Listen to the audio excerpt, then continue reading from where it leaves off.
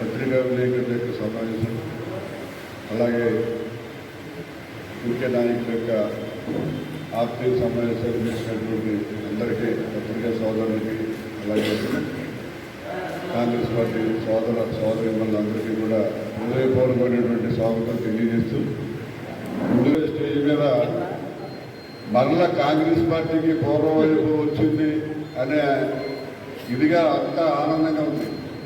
ఎందుకంటే పూర్వవైభవం వస్తుంది అని చెప్పి నేను తీసుకొస్తామని నేను చెబుదాం అనుకున్నాను, కానీ ఆల్రెడీ వచ్చేసినట్టుగా స్టేజ్ ఉంటే అర్థమవుతుంది.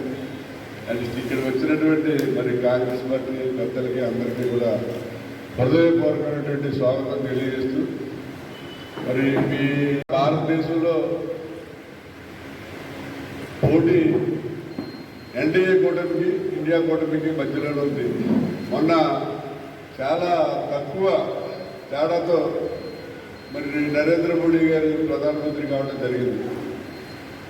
నెక్స్ట్ గ్యారంటీగా రాహుల్ గాంధీ గారి భారతదేశానికి ప్రధాని కాబోతున్నాడు. అది ప్రతి ఒక్కరు కూడా భారతదేశంలో నక్కభూమి మరి చెప్తున్నారు. ఎందుకంటే నరేంద్ర మోడీ గారు చెప్పేవన్నీ కూడా అబద్ధాలు, అరచేతిలో స్వర్గం అందరికీ తెలుసు.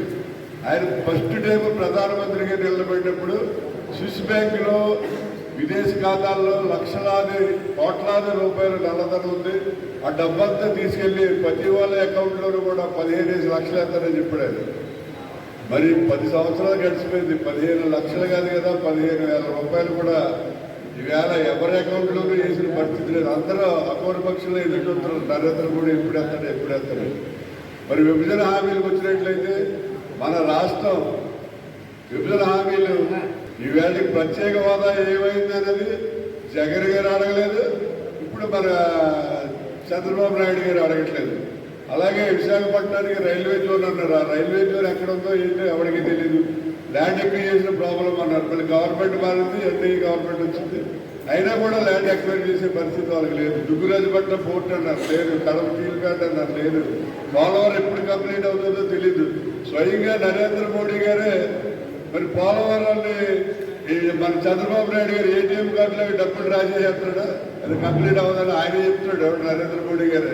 అంటే మరి చంద్రబాబు నాయుడు గారు అయిపోతుంటాడు, కానీ ఏటీఎం కార్డులో డబ్బులు రాసేస్తాడంటే ఇంకా నరేంద్ర మోడీ గారు చెప్పాలంటే అంత అప్పు ప్రపంచ బ్యాంక్ నుంచి ఆవిడ అప్పుల నుంచి రాజధాని డెవలప్ చేయాల్సిన అవసరం లేదు. దానికి కేంద్ర ప్రభుత్వం అవసరం కూడా లేదు. కేంద్ర ప్రభుత్వం మన రాష్ట్రానికి ఏ హామీ, ఒక్క హామీ కూడా విభజన హామీ నెరవేర్చలేదు. అదిగో ఇదిగా అరచేతిలో స్వర్గం చూపెడుతున్నారు. ఈవేళ మనం చిన్నప్పుడు కాసేది కోరుకుంటారు, తోలికెళ్ళి ఫస్ట్ పులొచ్చిందని చెప్పి అడుగుతాడు. ఊర్లో అందరూ వచ్చేస్తాడు. మళ్ళీ సెకండ్ టైం మళ్ళీ అడుగుతాడు, మళ్ళీ అలాగ వస్తాడు. థర్డ్ టైం మళ్ళీ అడిగితే అందరూ తిట్టుకుంటా ఏంటి వచ్చిందా రాలేదని చెప్పి మళ్ళీ వస్తాడు. ఫోర్త్ టైం నిజంగా పులి వస్తుంది. అప్పుడు అరిచినప్పుడు ఎవడు రాడు. ఆ పులి మేకలు ఇంటి కూడా తినేయడం జరుగుతుంది. అలాగే నరేంద్ర మోడీ గారు ఒకటే స్లోగన్ జగన్ గారు చెప్పింది, దోచుకో దాచుకో. ఈ రాష్ట్రంలో మన సహజ వనరులన్నీ దోచారు. మనందరికీ తెలుసు. మన కళ్ళ ఎదురుకుంటానే ఇసుక ర్యాంపులు దోపిడి వచ్చి ఇక్కడ పార్టీ పెట్టి మరి చేయడం జరిగింది. 2019 వరకు 10 సంవత్సరాలు రాజశేఖర రెడ్డి గారు అబ్బాయి రోడ్డు మీద పట్టుకు తిరుగుతున్నాడు. ఆయనకంటే బాగా చేస్తాడేమో అనే ఆలోచనతో రాష్ట్ర ప్రభుత్వంలో జగన్మోహన్ రెడ్డి గారికి ఓటేయడం జరిగింది. ఆయన అది నిలబెట్టుకోలేదు.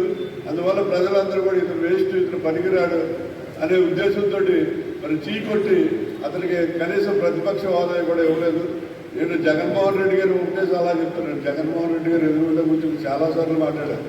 ఆయన చర్చలు కూడా జైల్లో ఉన్నప్పుడు 18 నెలలు 16 నెలలు జైల్లో ఉంటే 18 నెలలు పార్టీ ఆఫీస్ నేనే మెయింటైన్ చేశాను. ఆయన ఎదురుండా కూర్చొని చాలాసార్లు మాట్లాడినా ఎవరి మాట అయినా మనస్తత్వం కాదు. అయినా ఇప్పుడు నేను ఒక సలహా చెప్తున్నాను. జగన్మోహన్ రెడ్డి గారు మీరు దయించి రాజకీయాలు నుంచి తప్పుకోండి. ఎందుకంటే మీరు బిజినెస్ మ్యాన్, డబ్బు ఎలా సంపాదించాలన్నది మీకు బాగా తెలుసు. అందువల్ల మీరు ఇండస్ట్రియలిస్ట్గా స్థిరపడినట్లయితే మీరు ఈ రాష్ట్రంలో బ్రహ్మాండమైన ఇండస్ట్రీ స్థాపించవచ్చు. ముఖేష్ అంబానీ అలాగే ఆదాని లాగా మీరు కూడా ప్రపంచంలో 1 ఆఫ్ ద రిచెస్ట్ పర్సన్ లాగా అవ్వచ్చు. అందు గురించి మీరు దయించి రాజకీయాలు తప్పుకోండి. మీరు తప్పుకున్నా తప్పుకోకపోయినా